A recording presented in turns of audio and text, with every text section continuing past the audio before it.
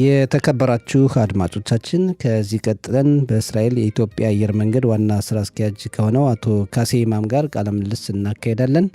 ጤና ይስጥልን አቶ ካሴ፣ እንደምን አለ? እግዚአብሔር ይመስገን። ጤና ይስጥልን አቶ ሰጠኝ፣ እንደምን አለ? ደህና ነኝ።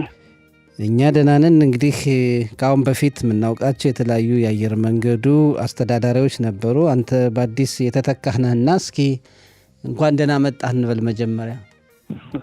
እንኳን ደህና ቆያችሁኝ፣ እንኳን ደህና ተቀበላችሁኝ። አመሰግናለሁ።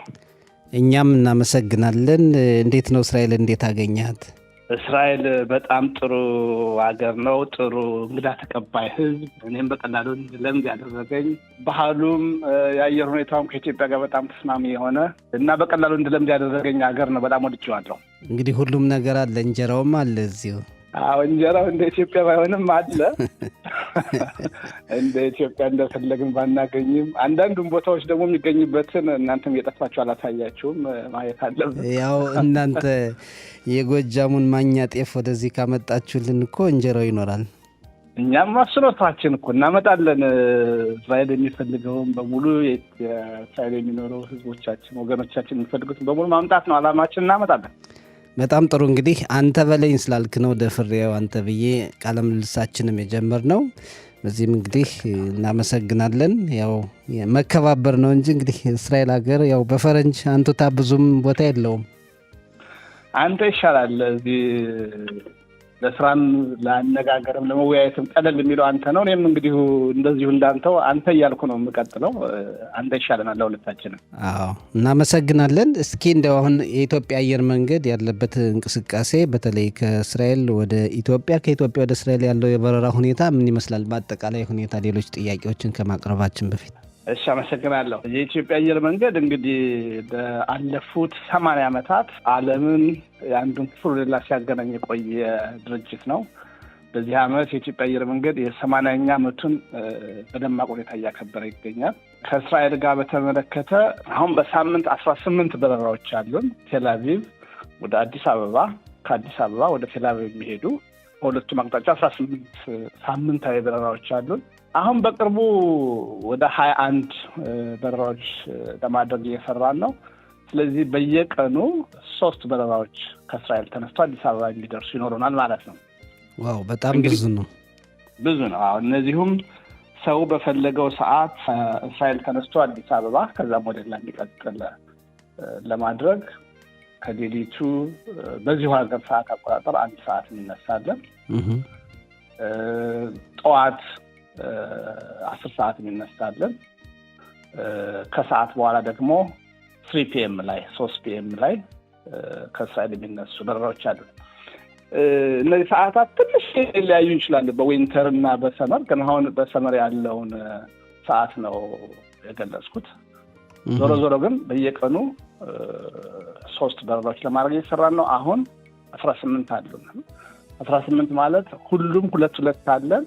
በሳምንት 4 ቀናት ማለትም እሁድ፣ ማክሰኞ፣ ሐሙስና ቅዳሜ ደግሞ 3 አሉን ማለት ነው። በጣም ጥሩ ነው። እንግዲህ በአብዛኛው የኢትዮጵያ ይሁዳንም ሆነ ሌሎች እስራኤላውያን በኢትዮጵያ አየር መንገድ ነው የሚጠቀሙት ለመጓጓዝና ቆንጆ ነው። ብዙን ጥሩ ነው አገልግሎቱ። በሌላ በኩል ግን የዋጋ ጭማሪ አለ። ከሌሎች አየር መንገዶች ጋር ሲነጻጸር የኢትዮጵያ አየር መንገድ የሚያስከፍለው የትኬት ዋጋ ከፍተኛ ነው የሚሉ ቅራኔዎችን እንሰማለንና ስለዚህ ምን ትላለህ አቶ ካሴ?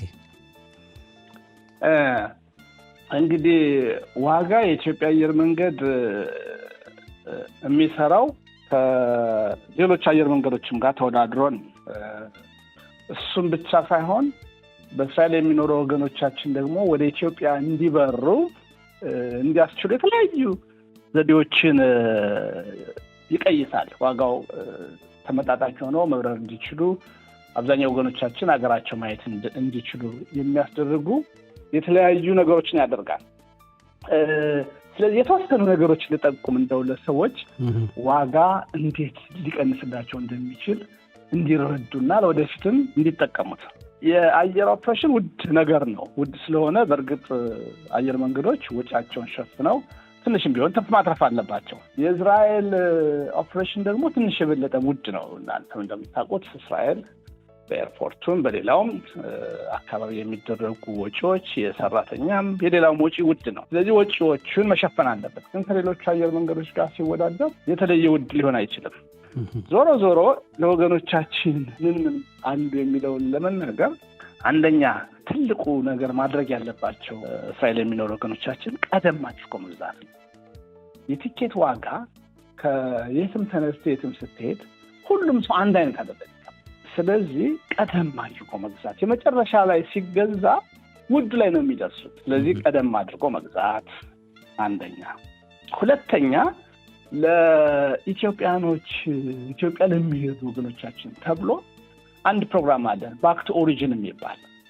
እንግዲህ ባክ ቱ ኦሪጂን ማለት እስራኤል የሚኖሩ ወገኖቻችን አገራቸውን ኢትዮጵያን ሄደው ማየት እንዲችሉ የተለየ ዋጋ ያደረግንበት። እሱ $600 በላይ ነው ደርሶ መልሱ። ይሄኛውን የሚመርጡ ከሆነ ኢትዮጵያ ውስጥ የሚጎበኙበትን ተጨማሪ ነገር ይፈልጋል። ምክንያቱም ዓላማው እንዲጎበኙ ስለሆነ የጉብኝት ሆቴል መያዛቸውን እዛ ሀገር ለጉብኝት ፕሮግራም መያዛቸውን ካሳዩ ባክ ቱ ኦሪጂን የሚባል ፕሮግራም አለ። እሱ አይነት ቲኬት መግዛት ይችላሉ። ትንሽ ዘርዘር ብታደርገው ይህን ፕሮግራም። ባክ ቱ ኦሪጂን ማለት ከእስራኤል የሚኖሩ ሰዎች ኢትዮጵያ ውስጥ ሄደው አገራቸውን የትውልድ ቦታቸውን ወይም ሌላ ኢትዮጵያ ውስጥ ማየት የሚፈልጉትን ነገር መጎብኘት የሚያስችሉ ፕሮግራም ነው። ስለዚህ ይህን ፕሮግራም ይህን ቲኬት ዝም ብሎ ሌላውም ሰው ኃላፊውም እንዳይጠቀመው አዲስ አበባን ወይም ኢትዮጵያ እንደሚጎበኙ የሚያሳይ ዶክመንት ያስፈልጋል። ስለዚህ ሆቴል ይዘዋል ወይ፣ እዛ ውስጥ ደግሞ የጉብኝት ፕሮግራም የሚያስጎበኛቸው አለ ወይ፣ እሱን የሚያረጋግጡ ዶክመንቶች ከያዙ ይሄ ባክ ቱ ኦሪጂንን ቲኬት መግዛት ይችላሉ ማለት ነው። ስለዚህ ዋጋው ይቀንሳል፣ በዛ አማካይነት በጣም ይቀንሳል። $600 በታች ነው። ይሄ እንግዲህ ለተወሰነ ጊዜ የተሰጠ ለኢትዮጵያ እድል ነው። ስለዚህ ሊጠቀሙበት ይገባል። ከዚህ በተጨማሪ የተለያዩ ዘዴዎችን እንጠቀማለን። ለምሳሌ ኦንላይን ቢገዙ፣ በሞባይል አፕ ቢገዙ ይቀንሳል በጣም።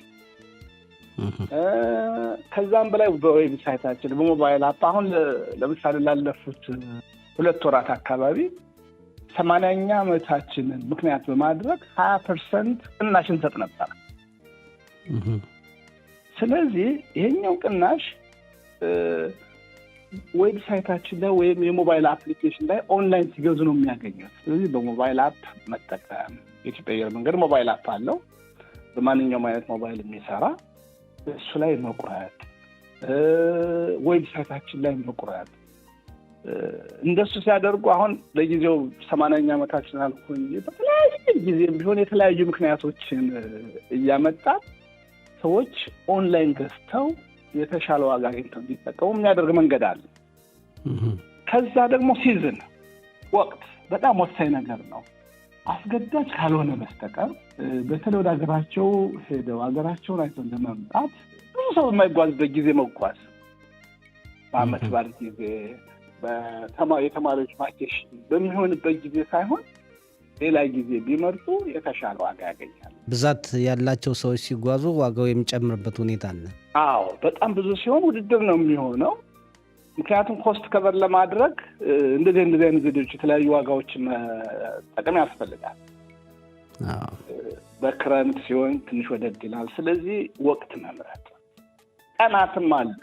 በነገራችን ላይ አሁን ቅዳሜ መጓዝ፣ ዊኬንድ መጓዝ ዓለም ላይ እንደየሀገሩ ትንሽ ቀነስ የሚያደርግበት ሁኔታ አለ። በቀንና በሌሊት መካከልም ልዩነት አለ። አዎ፣ በቀንና በሌሊት መካከል ልዩነት አለ። ስለዚህ ሰዓትና ቀናት፣ ወቅት መለየት ዋጋውን የተሻለ ሊያደርገው ይችላል ማለት ነው። ሌላ ነገር የሚጓዙ ከሆነ በተለያየ ጊዜ እንግዲህ በአማርኛ ትንሽ ያስቸግረኛል። ፍሪኩዌንት ፍላየር ፕሮግራም የሚባል አለን፣ የሸባ ማይልስ ፕሮግራም አለን። እሱ ላይ ተመዝግበው ቢበሩ የተወሰኑ አድቫንቴጆችን ማግኘት ይችላሉ። በበረሩት ልክ ደግሞ ነጥቦች አጠራቅመው ቲኬት ሁሉ እስከ መግዛት የሚያስችል ነገር አለባቸው። ስለዚህ ሲሄዱ አንዴ ብቻ ነው የምጠቀመው ብቻ ብለው ከሚያስቡ ምንም ጉዳት ስለሌለው ጥቅም እንጂ መመዝገብ የፍሪኩዌንት ፍላየር ፕሮግራም ያልኩህን የሸባ ማይልስ ፕሮግራሞች ላይ መመዝገብ፣ አባል መሆን። አባል ስትሆን የመጀመሪያ አባል ስትሆን አሁን 1000 ማይልስ ሪዋርድ እንሰጣለን እኛ ሰዎች አባል ሆነው ለወደፊት ደንበኛ ሆነው እንዲጠቀሙ ለማድረግ። የመጀመሪያውን በረራ ከጨረሱ በኋላ ሌላ 1000 ተጨማሪ ከበረራው ከሚያገኙት ማይል በተጨማሪ 1000 በአጠቃላይ 2000 ነፃ ማይል አለው እና እሱ የመጀመሪያውን በረራ ሲጨርሱ ራሱ 5 ኪሎ ግራም በነፃ ማጓጓዝ ይችላሉ። ጥቅም አለው እና እንደዚህ አይነት ነገሮችን ቢጠቀሙ የተለያየ ዋጋውን የማውረጃ ዘዴዎች ናቸው ማለት ነው። በጣም ጥሩ ምላሽ ነው። ሌላው ጥያቄያችን እንግዲህ መንገደኞች ያው ሲበሩም ግዴታዎችም አላቸው፣ እናንተም ደግሞ የምትወጡት ግዴታ አለና እነዚህ ምን ናቸው? በተለይ ደግሞ የሚፈቀደው ሻንጣ ብዛትና ኪሎ ብዙ ጊዜ አከራካሪ ሆኖ ወይም ደግሞ አንዳንዴ አየር መንገድ ደርሰው እንኳን አንዳንድ ሰዎች በሻንጣ ያላቸውን ነገር ሲቀንሱ አስተውለናልና ስለዚህ እስኪ ያለውን ነገር አብራራለን። የኢትዮጵያ አየር መንገድ በዚህ ረገድ እንግዲህ ጥሩ ከሚሰጡ ወይም ተወዳዳሪ የላቸውም ከሚባሉ አየር መንገዶች ውስጥ ነው እስካሁን ያለው። ለአንድ መንገደኛ እንግዲህ አብዛኛው መንገደኛ የኢኮኖሚ ክፍል መንገደኛ ነው ብለን ካሰብን 2 ሻንጣዎች እያንዳንዳቸው 23 የሚመዝኑ 2 ሻንጣዎች ይፈቀዳል። ከዛም በተጨማሪ በእጅ የሚያዝ በጣም እንግዲህ በረራው ላይም ወዲያው ኢሚዲየትሊ ያስፈልጋሉ ተብሎ የሚታሰቡ እስከ 7 ኪሎ ግራም ድረስ ይፈቀዳል። እዚህ እያንዳንዱ ሰው 2 ሻንጣ 23 ኪሎ የማይበልጥ ማድረግ አለ።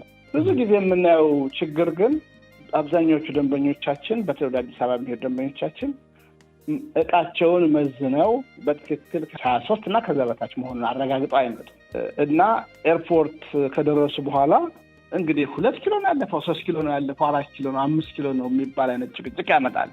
ይሄ መመሪያ ነው እንግዲህ ለአየር መንገዱም ለአውሮፕላኑም ሴፍቲም ለሁሉም ሲባል የታወቀ ኪሎ ፕላን የሚደረግ ነገር አለ።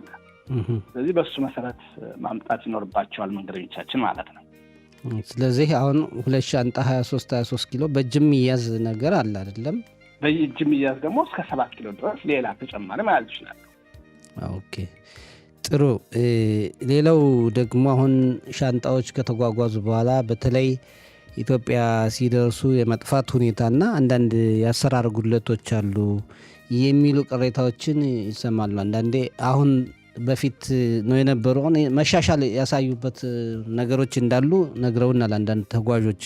ግን አሁንም ድረስ አዲስ አበባ አካባቢ ትንሽ የመጉላላት ሁኔታ እናያለን ይላሉና ስለዚህ ምን ትለናለህ? እንግዲህ ሻንጣ እንዳይጠፋ ከፍተኛ ጥረት እያደረግን ነው። በጣም ትልቅ ማሻሻል አለን።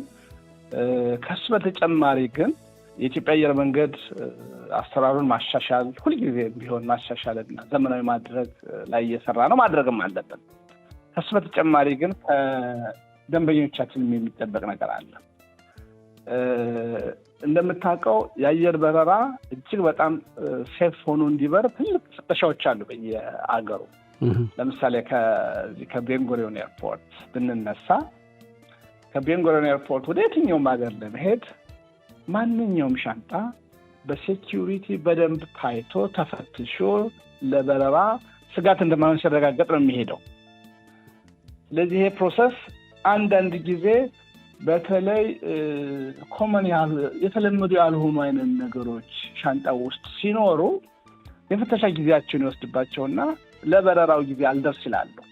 ስለዚህ እንደው ያልተለመዱ ነገሮችን ባንይዝ ከመንገደኛ ሁኔታ ቶሎ ፍተሻው ሊያልቅ ይችላል።